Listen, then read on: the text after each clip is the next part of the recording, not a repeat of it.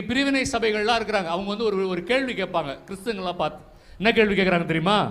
நீங்கள் ரட்சிக்கப்பட்டு விட்டீர்களா? நீங்கள் ரட்சிக்கப்பட்டு விட்டீர்களா? நாங்கள் ரட்சிக்கப்பட்டு விட்டோம். நீங்கள் ரட்சிக்கப்பட்டீர்களா? என்னடான்னு கேட்டு பாரு.